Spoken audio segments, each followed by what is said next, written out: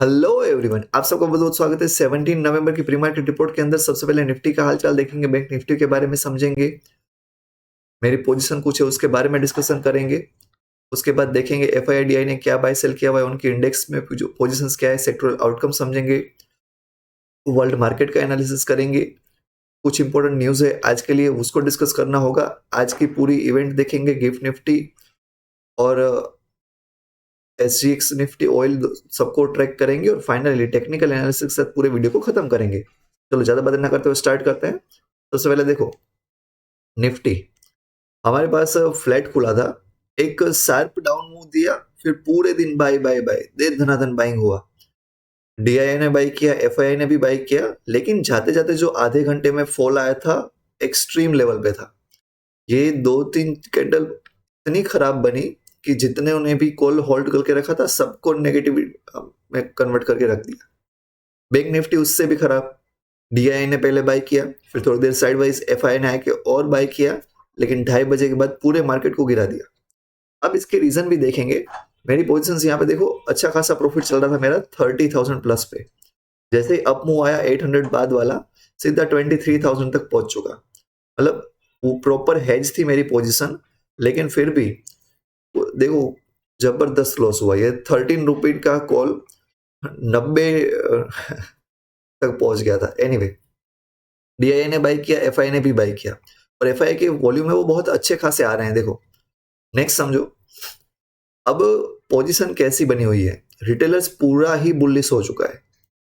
यहाँ पे इतना बड़ा ऊपर जाने के बाद भी रिटेलर्स ने बुक नहीं किया, ये पूरे के पूरे बुलिश दिख रहे हैं।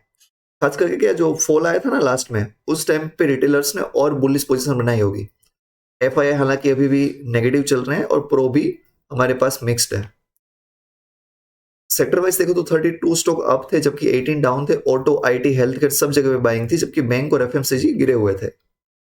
टॉपर्स में हमारे पास हीरो मोटोकॉर्प, टेक महिंद्रा, एचसीएल टेक सब जगह पे 3-3% जितना बाइंग था, जबकि एक्सिस बैंक को गिराया गया, कोल इंडिया, अदानी को गिराया गया।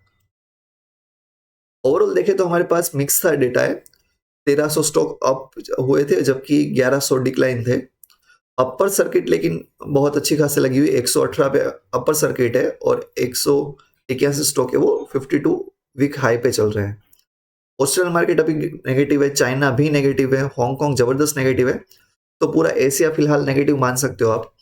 यूरोप भी जाते जाते नेगेटिव क्लोज हुआ था। एक हमें सिर्फ हमारा मार्केट पॉजिटिव था, बाकी सब कुछ नेगेटिव था। यूएसए में कल देखो भारी गिरावट थी, लेकिन जाते जाते थोड़ा सा रिकवर भी हो गया। दोनों समझेंगे क्यों गिरावट थी, क्यों रिकवर हो गया। ब्राजील देखो, ओ माय गॉड, 4.5% ऊपर गया हुआ है। मैं रीजन फाइंड कर रहा था, इसका ढूंढ के रहूंगा। 4.5% इंडेक्स अप होना मतलब जबरदस्त। और ये भी हमारी तरीके से एक टाइप का क्या बोलते हैं, डेवलपिंग नेशन ही है, और यहाँ पे एफआईआई ही बाई करते हैं। तो देखो जब भी एफआईआई बाई करने आएंगे ना, वो अंधा बाई करेंगे। यस, डाउ देखो हमारे पास ऊपर था, लेकिन एक उनकी जो 10 ईयर बॉन्ड यील्ड है वो बहुत अच्छी खासी गिरी हुई है, तो ये हमारे सब मार्केट के लिए अच्छी बात है। देखो यूएस मार्केट डाउन क्यों हुआ था, इंडस्ट्रियल प्रोडक्शन के चलते डाउन हुआ था। इंडस्ट्रियल प्रोडक्शन का डेटा आने वाला था, वो खराब आया, -0.6, मतलब इंडस्ट्रियल प्रोडक्शन कम हो रहा है। तो इस खराब डेटा के चलते मार्केट गिरा तो था, लेकिन फेड की एक चेयरपर्सन है कुक करके, ये लेडी, उन्होंने बताया कि नहीं अभी बहुत हो गया, रेट हाइक नहीं करेंगे, रेट को आगे जाकर कम करेंगे। तो उसके चलते फिर मार्केट ने रिकवरी भी कर दी। इंडियन एरियाज देखो पूरा नेगेटिव है, उसमें से बैंक देखोगे तो बहुत ज्यादा नेगेटिव है। क्यों बैंक नेगेटिव है उसके भी रीजन समझेंगे। डाउ फ्यूचर फिलहाल के लिए ऊपर ही दिख रहा है, गिव अप नहीं कर रहा है, अच्छी बात है। ऑयल जबरदस्त टूटे हुए हैं, 73 पे पहुंच चुका है, ये 77 पे पहुंच चुका है। ऑयल क्यों गिरा हुआ है, चाइना और यूएसए का दोनों का जो प्रोडक्शन का डेटा है वो खराब आया हुआ है। मतलब चाइना और यूएसए सबसे ज्यादा ऑयल है वो यूज कर रहे थे, अब वहां पे डिमांड ही नहीं है, प्रोडक्शन ही नहीं हो रहा है, तो क्या कहां से ऊपर जाएंगे ये।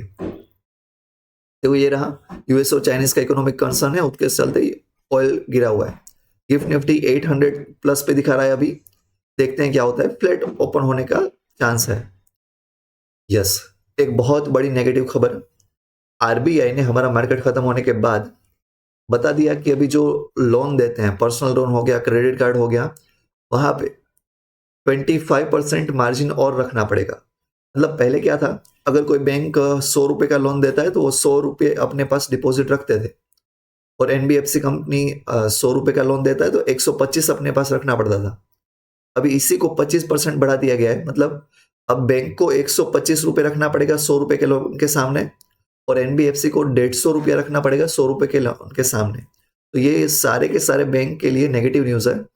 देखते हैं आज बैंक कैसे रिएक्ट करते हैं। इंडिया का विंडफॉल टैक्स है वो डिक्रीज हुआ है, तो ये रिलायंस के लिए अच्छी बात होगी। तो रिलायंस के लिए पॉजिटिव न्यूज़ है, बैंक के लिए नेगेटिव न्यूज़ है। ये डेटा तो हमारे पास हो चुका है सब, यस। अब ये फ्राइडे के लिए ब्रिटेन का एक रिटेल सेल्स का डेटा आएगा, और यूएसए का बिल्डिंग परमिट का डेटा आने वाला है, और जापान का बैलेंस ऑफ ट्रेड कल आ चुका है। आज कौन से इवेंट है? यूके का रिटेल सेल्स डेटा 12:30 बजे, 3:30 बजे यूरोप का कुछ डेटा है, और 5 बजे बैंक के डेटा आने वाले हैं, तो वो कुछ मैटर नहीं करेंगे। देखो टेक्निकली ब्रेकआउट हो चुका है, अब ये ब्रेकआउट फेल नहीं होना चाहिए। अगर इस बार नेगेटिव कैंडल बनती है तो ब्रेकआउट फेल होगा और जल्दी से नीचे आएगा मार्केट। ऊपर जा रहा है तो 20,000 तक आराम से जा सकता है। सेम वे में बैंक निफ्टी नेगेटिव न्यूज़ के चलते नीचे आएगा, तो ये गैप फिल करने की ट्राई करेगा। ऊपर खुदा न खास्ता निकल गया तो बहुत बड़ा ब्रेकआउट आएगा। यहाँ पे भर के कॉल राइट हुए हैं, तो किसी को तो पता ही था कि आरबीआई नेगेटिव न्यूज़ देने वाला है, तो यहाँ पे कॉल राइटिंग जबरदस्त हुई है।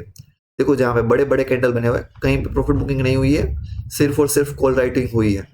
तो स्मार्ट इंस्टीट्यूशन को पता था कि नेगेटिव न्यूज़ आने वाली है। Fine, so that's all in this video. Thank you so much, please like and subscribe. Thanks a lot.